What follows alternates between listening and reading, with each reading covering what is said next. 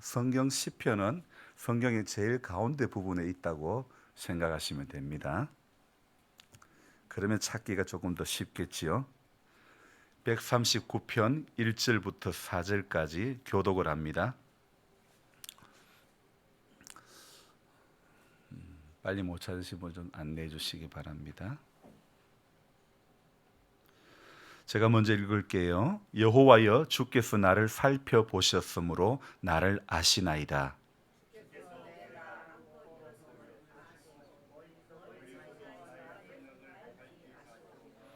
나의 모든 길과 내가 눕는 것을 살펴보셨으므로 나의 모든 행위를 익히 아시오니.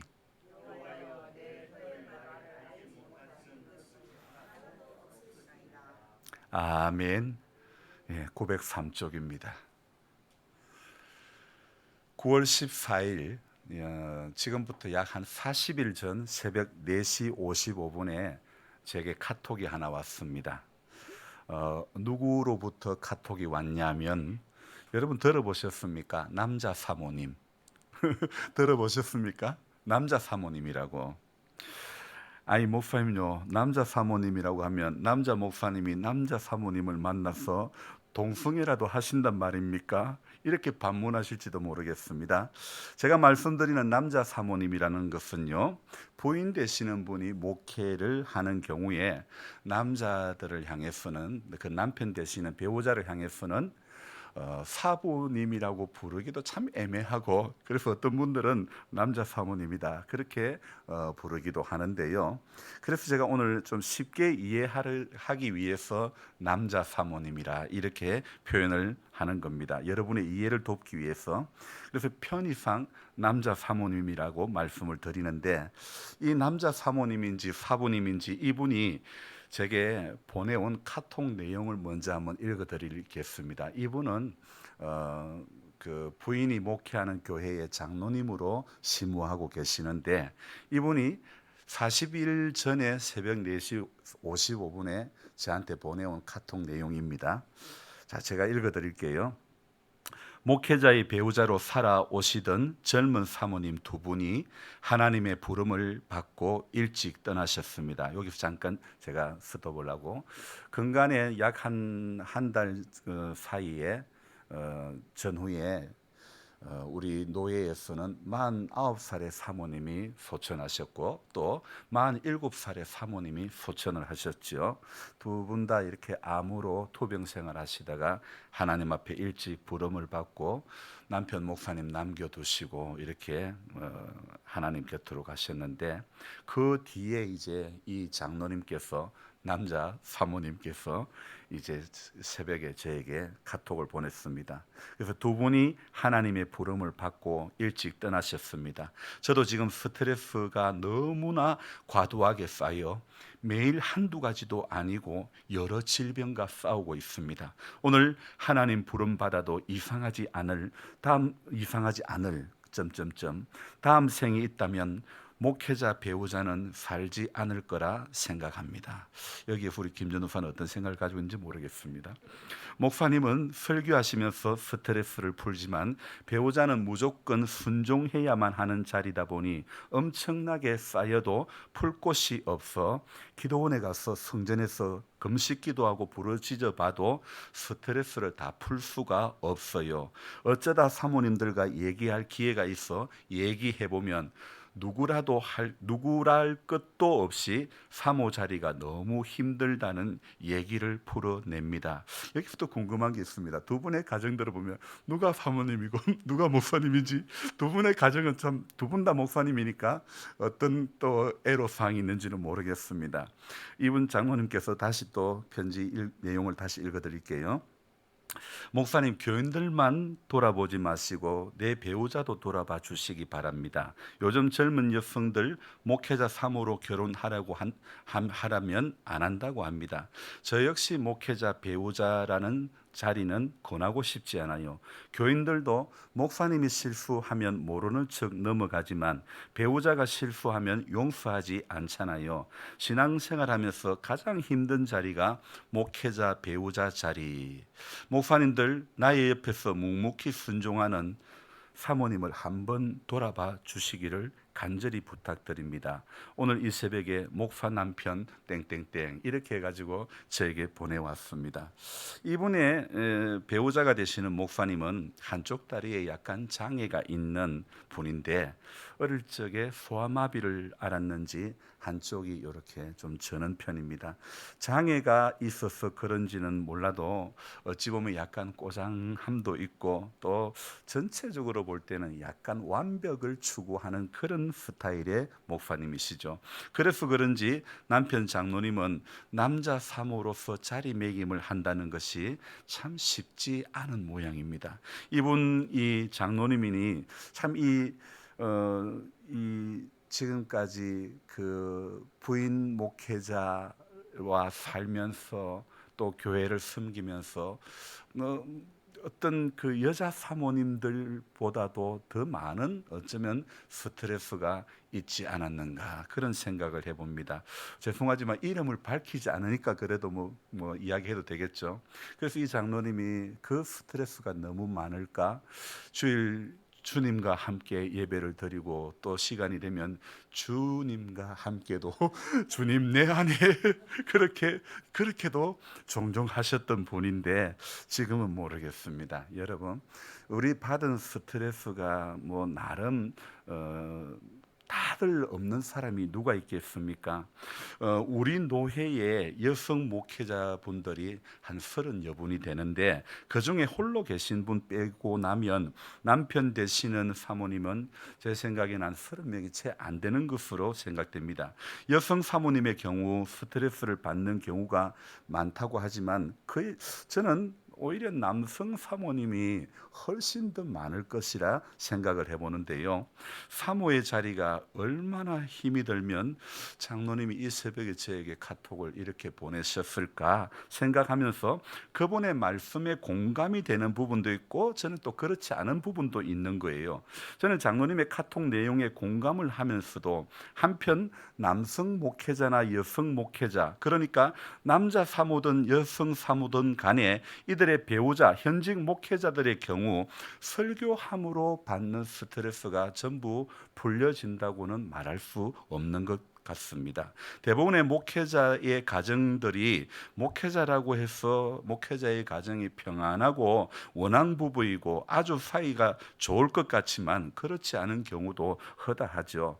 근데 저는 오늘 이런 생각을 해보았습니다. 그래서 각자의 꿈이 아닌 하나님께서 하나님의 꿈을 이루어가는 것이 남성 목회자이든 여성 목회자이든 남자 사모님이든 여자 사모님이든 사역자가 해야 할 마땅한 방향이 저는 이것이라 생각됩니다. 다시 한번 말씀드린다면 우리는 각자의 꿈이 아닌 하나님의 꿈을 이루어가기 위해서 오늘도 내일도 그렇게 몸부림쳐 가야 된다고 생각해 봅니다. 장로님이 남자 사모로서 살아온 삶에 어려움과 애환이 있겠지만 그러나 우리 삶의 모든 어려운 순간 그 과정들은 이 땅에서 위로받지 못한다면 하나님은 반드시 저 나라 가서도 반드시 우리에게 위로해 주시는 하나님이신 줄로 믿습니다. 그래서 조금 힘들어도 우리 참고 조금 힘들어도 조금 어려워도 충분히 이겨내야 될 줄로 믿습니다.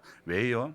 주님이 아시기 때문이죠. 목회자로 살든 목회자의 배우자로 살든 일반 평신도로 살든 중직자로 살든 세상에서 사람 사는 것은 모두가 다 저마다의 고충은 누구라도 다 있기 마련이라고 저는 생각됩니다. 여러분 목회자라고 특별히 더 많은 고충이 있다고는 저는 말씀드리고 싶지 않습니다. 평신도라고 해서 결코 고충이 없는 어떤 그런 인생은 아니라는 거죠. 우리의 모든 것은 주님이 다 아시는 겁니다. 내 모든 형편을 늘 기억하시며 늘 나와 동행하옵소서. 정말 하나님은 우리 형편을 다 아시는 분인 줄로 믿습니다.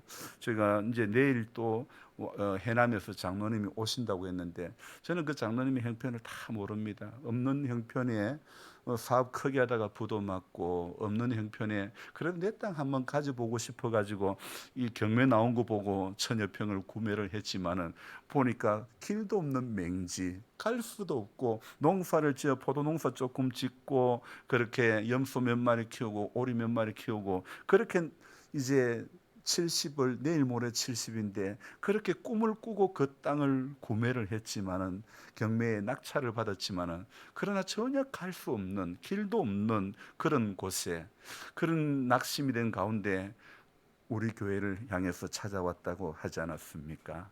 참 하나님의 인도하심은 알 수가 없는 거예요. 그래서 이 장로님이 사실은 어려움의 가정을 겪어본 분들은 누구나 그렇잖아요. 요것만 좀 해결되면 이런 마음들이 다 있잖아요. 그래서 나름 이제 그동안 뿌리 내렸던 그 땅을 떠나가지고 이곳에 오시고 싶은데 길은 안 열려지지 답답한 거였지 않습니까? 답답한 상황이었지 않습니까? 목사님, 제가 토지를 더 많이 들였으라도 얻고 싶어요, 이렇게 말씀을 하셨지만은 그러나 제 안의 마음은 어떻다고 했죠? 장로님, 돈 많이 들이려고 하지 마세요. 하나님이 인도하심이 있으면 돈을 안 들이고도 할 수 있다. 그러나 하나님이 인도하심이 없으면 돈을 아무리 많이 들여도 갈 수가 없다. 발이 꼭꼭 묶이고 만다. 그러니 장로님, 간절할수록 기도합시다. 간절할수록 기도하는 것밖에 없습니다. 그렇게 말씀드렸던 것이죠. 참 정말 그대로 하나님께서 인도해 주시는 겁니다. 그래서 제가 그 대여해 주시는 분에게 그분이 어떤 것을 요구하느냐 하면요, 김장할 때 배추 한 100포기 정도 이렇게 그런 뭐 많은 것도 어떤 많은 토지를 요구하는 것도 아니에요. 김장할 때 먹을 배추 좀 심어 주시고 이제 뭐 저 계란이라도 하면 좀 이렇게 보내주시고 그러면 된다는 그거거든요.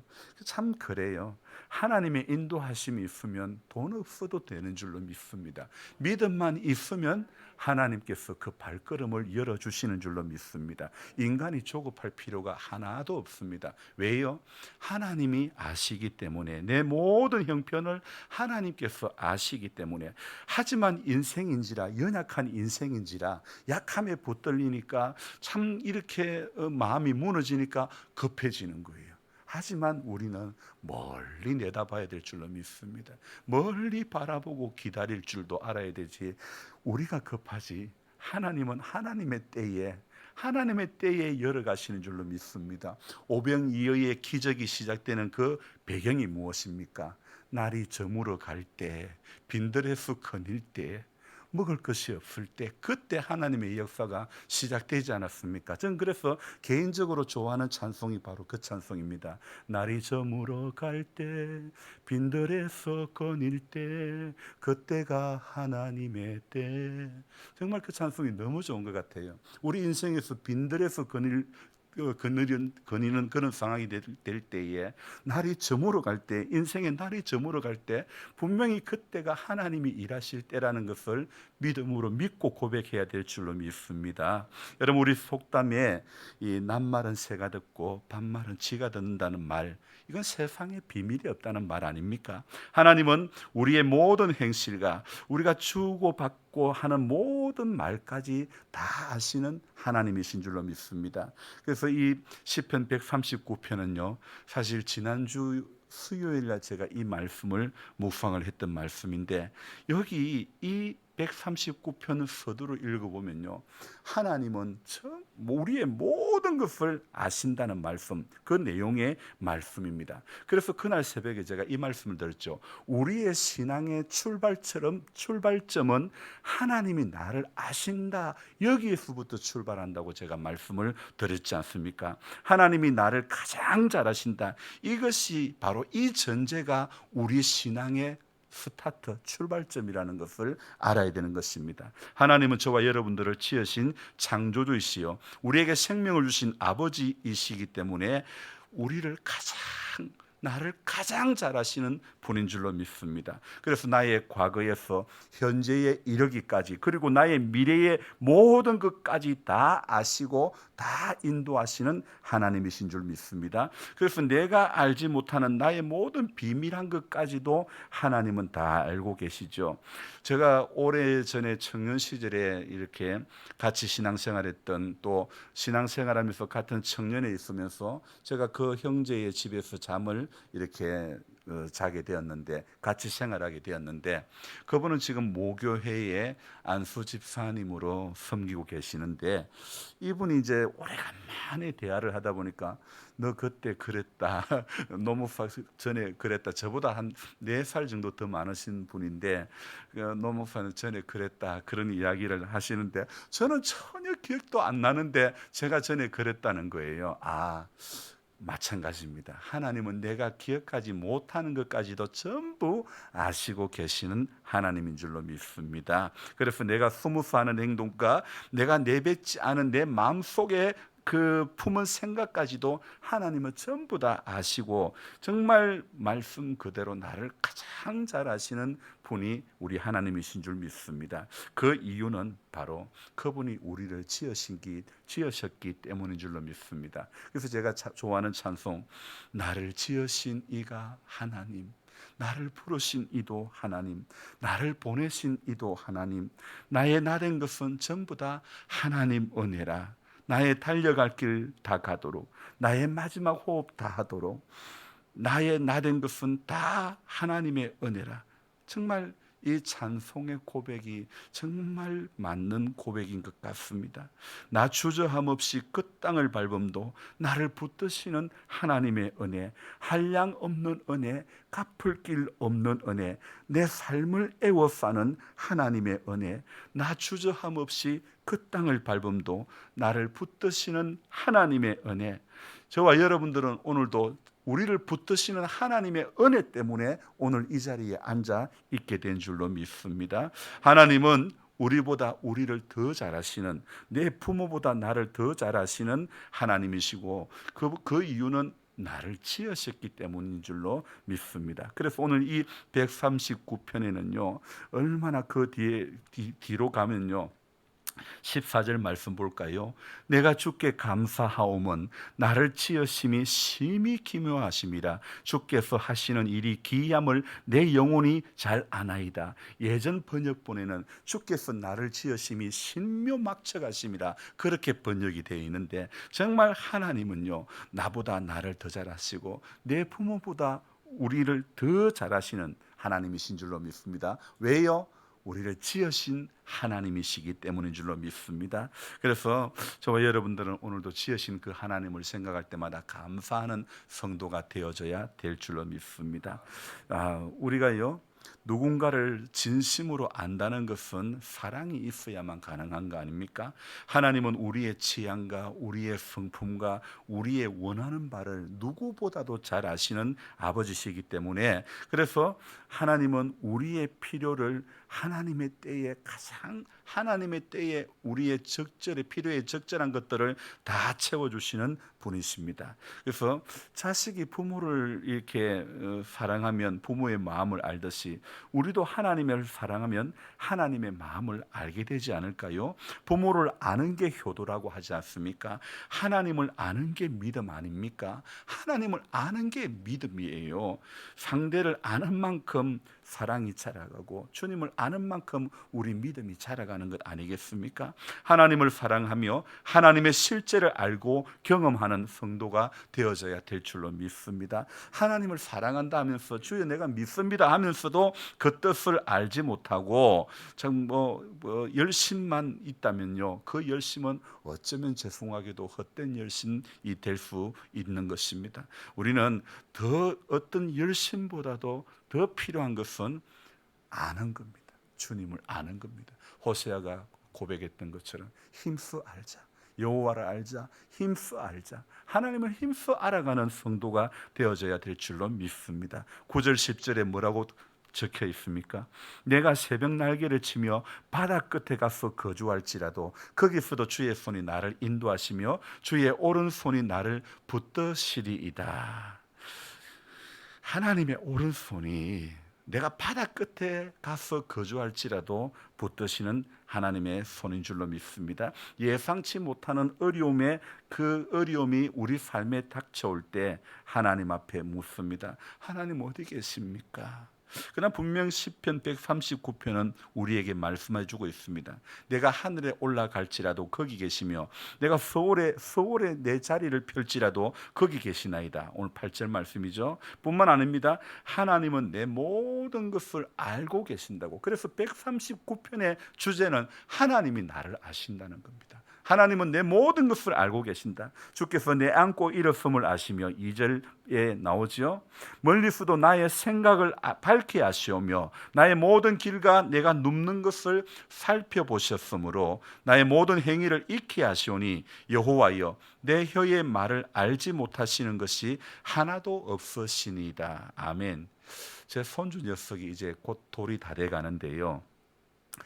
이제 애가 커가니까 며느리와 아들이 잠시라도 눈을 뗄 수가 없는 거예요. 왜요? 이게 뭐 잠시라도 뭐 눈을 뗐다간 잡아 당기다가 다치기 마련이고, 여러분 다 자녀들 키워보셔서 아시지 않습니까? 뭐 놀이터 이제 앞으로 더 커서 놀이터 가서 놀 때도 노는 아이를 잠시라도 부모는 그냥 이렇게 안 볼 수가 없는 거예요. 그래서 늘 바라보는 엄마 아빠처럼 하나님은 졸지도 주무시지도 않고 저와 여러분들을 지켜보시는 하나님인 줄로 믿습니다. 자, 그런데 그분이 왜 우리를 어려움 속에 그냥 두시는 걸까요? 그 뜻을 다 알 수는 없습니다. 때로는 우리를 죄로부터 돌이키게 하시기 위해서 버려두실 때도 있습니다. 때로는 또 어려움 가운데 하나님을 더 간절히 붙잡게 하시기 위해서 이렇게 어려움 가운데 잠시 놔둘 때도 있습니다. 여러분, 하지만 그래서 더 하나님을 붙잡게 하시기 위하는 것이 우리 하나님의 계획이지, 너 한번 혼나봐라, 그거 아닙니다. 흔히 우리는 신앙생활하면서 엊그제도 제가 그분 어떤 목사님하고 통화를 하면서 그래 안 하면 하나님이 벌 주실 것 같다, 제가 그랬습니다. 하나님 그렇게 옹졸하신 분 아니야. 하나님 우리가 못하는 것도 다 아셔. 우리가 부족한 것도 다 아셔. 그래 못했다고 해서 하나님이 벌 주시는 하나님이요, 하나님이라면 하나님하고 사람하고 다를 게 뭐 있어요? 그렇잖아요. 하나님은 우리가 실수하는 것, 실수투성이라 할지라도 다윗이 죄가 없고 다윗이 완벽해가지고 이는 내 마음에 합한 자라고 한 것이 결코 아니더라고요. 허물투성입니다. 어쩌면요, 다윗은요, 정말 다윗은 예수 그리스도의 모형이라고 이야기하지만은 감히 어디 제가 그런 생각도 해봅니다. 사실은 이 다윗을 그렇게 많은 사람들이 다윗을 성경에 나오는 인물 중에 존경하는 인물이다 그렇게 이야기들을 많이 하지만은 사실은 개개인적인 삶을 돌아볼 때 우리는 그렇게 존경받을 만한 사람은 아무도 없습니다. 우리의 어떤 안에 있는 죄성이, 연약함이 하나님 앞에 사람 앞에는 어떨지 몰라도 하나님 앞에서 우리 완벽한 사람은 아무도 없지만은, 그러나 하나님은 내 모든 형편을 기억하시지 내 어떤 죄성을, 내 연약함을 너 이렇게 했지 이러시는 하나님은 아니시라는 겁니다. 여러분, 인생 살다 보면 소나기도 언제 와요? 소나기가 여름이 옵니다, 이렇게 말씀하신, 소나기가 올 때 어떻게 옵니까? 갑순이 아니고 갑자기 오는 거예요. 며칠 전에도 그런 이야기하는 거예요. 아유, 누가 갑자기 죽었대. 제가 그랬습니다. 사람이 죽을 때 갑자기 죽는다. 어제까지만 해도 괜찮은데 맞습니다. 죽을 때는 항상 갑자기 죽습니다. 소나기도 갑자기 오는 거예요. 분명히 여기서는 괜찮은데 임기 고개를 넘어가니까 갑자기 소나기가 오는 거 여러분 경험하지 않았습니까? 여러분, 갑자기 쏟아지는 소나기처럼 우리 삶의 고난은 그렇게 이유 없이 찾아오는 것이 한두 번이 아니었지 않습니까? 그럼에도 불구하고 하나님은 이 모든 것을 다 아신다는 그 사실 앞에 오늘 저와 여러분들이 힘을 얻어야 될 줄로 믿습니다. 오늘 16절 한번 볼까요? 같이 읽습니다. 내 형질이 이루어지기 전에 주의 눈이 보셨으며 나를 위하여 정한 한 날이 하루도 되기 전에 주의 책에 다 기록이 되었나이다. 아멘. 자, 내 형질이 이루어지기 전에 주의 눈이 보셨으며 나를 위하여 정한 날이 하루도 되기 전에 주의 책에 다 기록되었다고, 이 엄청난 고백을 하고 있지 않습니까? 더 나아가 그분은 우리 생각을 아주 많이 하신다고 합니다. 마치 사랑에 처음 빠진 사람이 어떻게 저 사람을 기쁘게 해줄까 고민하는 것처럼 말입니다. 하나님이여, 주의 생각이 내게 어찌 그리 보배로운지요. 정말 오늘 17절 18절 말씀의 고백이 너무너무 귀한 고백 아닙니까? 자, 우리 17절 18절 같이 읽읍시다. 하나님이여, 주의 생각이 내게 어찌 그리 보배로운지요, 그 수가 어찌 그리 많은지요. 내가 세려고 할지라도 그 수가 모래보다 많도소이다. 내가 깰 때에도 여전히 주와 함께 있나이다. 아멘. 자, 그렇습니다. 내가 깰 때에도 여전히 주와 함께 있나이다. 어제 새벽이었나요? 12시 10분에 잠이 깨는 거요. 아니, 너무 일찍 깨워주십니다. 왜 이렇게 일찍 깨워주십니까? 해야 될 일이 또 있는데, 근데 그때 깨워주시면 웬만하면 나와야 돼요. 어차피 잠 안 자는 거예요. 잠 못 자는 거예요. 깨워주시면 나와야 되는 거예요. 피곤하지만은 먼저 나와서 성경 읽고 글 적고 들어가는 게 낫지, 어차피 있어봤자 어차피 안 나오고 버팅기고 있어봤자 잠은 안 잘 게 뻔하고 못 잘 게 뻔하니까 일찍 나오게 되는 거예요. 그래서 일찍 깨워줄 때는 제가 일찍 실컷 잤다고 했지만은 잠이 일찍 깰 때, 그때가 저는 하루를 살면서 제일 행복한 때가 그때거든요. 잤는데, 많이 잤는데 아직도 잘 시간이 있네. 그것만큼 또 그게 저는 행복한 그 수면 시간이었거든요. 여러분은 어떤지 모르겠습니다. 어쨌든 하나님은 제 약한 부분도 아시고, 그래서 주변의 목사님들은 목사님 너무 무리하지 마세요, 또 그런 말씀을 하시지만 저는 크게 무리는 아니라고 생각됩니다. 제가 도저히 감당할 수 없는 어떤 큰 어려움, 어떤 제 체력이 감당할 수 없을 만큼 힘들지는 않아요. 사실 이 옆구리에 2주 전에 재채기를 기침을 하는데 담이 오는 게, 어떤 집사님은 목사님 보건소 약 2번만 먹으면 깨끗하게 낫는다 했는데 나는 3번 4번을 먹어도 안 낫더라고. 그래서 오늘 사실 병원을 가볼까 했는데 그마저도 바빠서 다 가지를 못했지만은, 그러나 오늘 139편에 주께서 내가 안고 일었음을 아시고 멀리서도 내 생각을 밝히 아시고 내 형질이 이루어지기 전에 주의 눈이 보셨고, 하나님은 우리의 모든 것을 보셨는 줄로 믿습니다. 그래서 하나님 앞에 아사 왕이 병이 들었을 때 의원을 찾았더라, 하나님 찾지 않고. 그래서 물론 병원도 필요하지만은 우선을 이야기하는 겁니다. 하나님이 먼저 우선이 되어져야 될 줄로 믿습니다. 제가 오늘 새벽에도 말씀드리지 않습니까? 제가 새벽에 한결같이 하나님 앞에 일어나서 성경 읽고 글 적는 것도 참 귀하지만은, 한결같이 새벽에 교회 와서 기도하러 오시는 우리 성도님들도 너무너무 귀한 거예요. 우리 임 집사님이 저녁에 그제 이렇게 교회에서 기도하시고 주무시면서요, 이제 피곤하시지만은 어제 이제 저에게 그 말씀하시고, 새벽에 사람들이 많이 나와요. 그런 말씀을 하시던데, 저는 그렇게 많다고는 생각하지 않지만은, 새벽에 한 분 한 분 나오는 것도 전부 하나님 은혜지, 그렇잖아요. 하나님께서 붙드시니까 저녁에 기도할 수밖에 없고, 하나님께서 붙드시니까 우리 장로님 새벽에 5시 안 돼서 이래 나오시고, 참 이런 것이 우리 힘으로 되는 게 아니라는 것을 다시 한번 깨닫습니다. 아니, 하나님이 붙드시니까 고창에서 오신 우리 장목사님도 이 수요일 날 사실 집에서 지금 도심에서 오시려고 그러면 25분이 걸린단 말이에요. 빨리 와야. 그래도 하나님 붙드시는 은혜 가운데서 이렇게 이 발걸음을 한 걸음 한 걸음 인도해 주시고, 오늘 대전에서 오신 우리 강 목사님, 김선희 목사님, 또 이렇게 하나님의 은혜로 또 이렇게 주 안에서 만남을 가지게 된 것도 얼마나 감사한지 모르겠습니다. 하나님이 만나게 하신 것에는 또 이유가 있는 것이고, 하나님께서 이렇게 이루는 이 모든 만남들을 이루어 가시는 것, 하나님의 특별한 또 은혜인 줄로 믿습니다. 어제 김선희 목사님 저에게 내일 오신다는 말씀을 하실 때에 어쩌면 또 우리 장 목사님 네 분과 또 좋은 만남이 있을 수도 있겠다, 이런 마음이 제게 오기도 했는데요.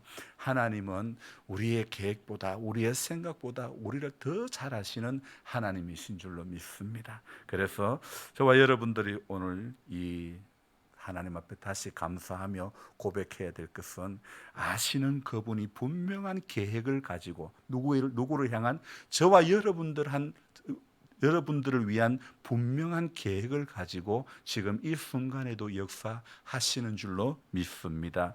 그래서 우리는 어떤 형편에 붙들리지 마시기 바랍니다. 내 상황에 위축되지 마시기 바랍니다. 내 건강에 붙들리지 말고, 내 모든 연약함에 붙들리지 말고, 내 형편을 아시는 그분께 붙들리기를 주님의 이름으로 축원합니다. 그분께만 붙들리면 되는 것입니다. 제가 그 장로님에게도 내일 또 만나면 또 장로님도 분명히 뭐 간증하고 싶은 이야기도 있을지 모르겠습니다. 분명히 하나님의 계획이 있으면, 주님의 뜻이 있으면요, 주님의 인도하심이 있으면 그 발걸음을 분명히 열어주시는 겁니다.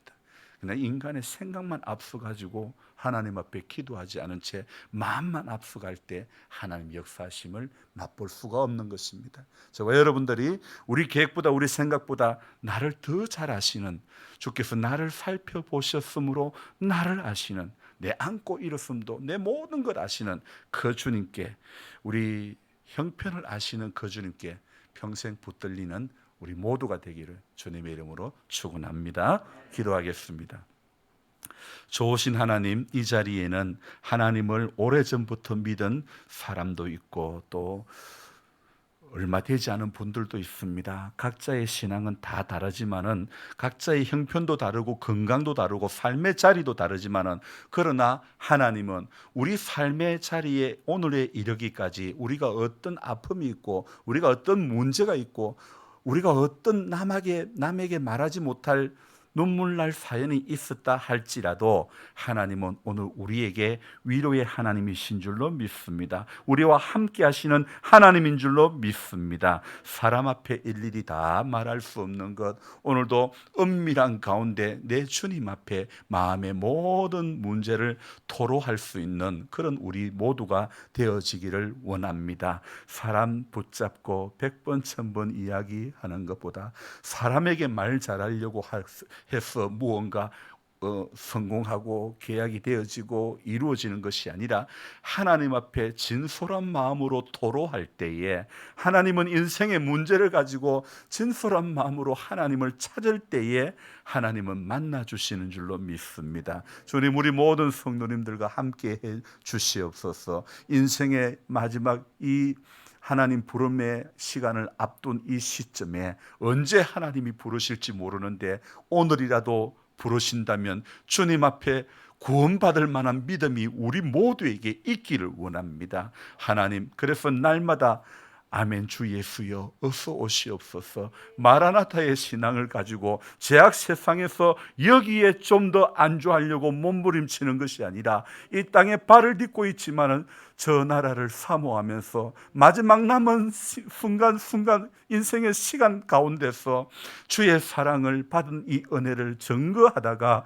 하나님 품에 안길 수 있는 모두가 되게 해 주시옵소서. 우리 강 목사님, 김선희 목사님 사랑해 주시고 하나님 여기까지 또 인도해 주심을 감사합니다. 은퇴 후에 목포 달리도에 가서 섬선교를 그렇게 계획하고 하나님의 인도하심 따라 지금까지 순종하며 사역하고 있습니다. 두 분의 목사님을 통해서 하나님 그곳에, 그 달리도 지역에 구원받을 영혼을 하나님 눈물로 가슴에 품고 기도할 때에 하나님의 선하신 역사를 남은 사역 가운데 경험할 수 있도록 도와 주시옵소서. 다윗이 고백했던 것처럼 하나님의 선하심을 맛보아 알 수 있는 은혜가 달리도에 있기를 원합니다. 또한 하나님의 인도하심 따라 온 우리 장 목사님 가정도 하나님 아버지 그런 은혜가 또 있기를 원합니다. 하나님 어떻게 어떤 만남을 이루어 가시고 남은 인생의 시간 가운데 어떻게 하나님 나라를 확장하며 하나님을 기쁘시게 할까 몸부림치며 애쓸 때에 하나님 분명한 그런 은혜, 뚜렷한 그런 하나님 열매들이 맺어지는 남은 사역이 될 수 있도록 축복해 주시옵소서. 어제보다 분명히 오늘의 건강은 약해질 수밖에 없지만은 그러나 우리의 믿음은 하나님을 향한 열정들은 하나님 날로 갈수록 더욱더 새로워질 수 있도록 도와 주시옵소서. 뒤로 물러나 침륜에 빠지는 자 되지 않기를 원합니다. 오늘도 저 높은 곳을 향하여 올라가는 복된 성도 되게 해 주시옵소서. 모든 약함의 문제가 있지만은 이 문제를 하나님 주와 동행하면서 뛰어넘을 수 있는 우리 모두가 되도록 도와주시옵소서. 오늘 이 밤에도 평안의 단잠을 허락해 주시고 새벽을 깨워 기도할 때에 하나님 나와 세상은 간 곳 없고 구속하신 주님만이 우리의 하루의 삶을 매일 매 순간 하나님 열어 주실 줄로 믿습니다. 감사를 드리며 존귀하신 예수님의 이름으로 기도드리옵나이다. 아멘. 감사합니다. 주부 광고를 잘못 내가 죄송합니다. 모두 수고하셨습니다.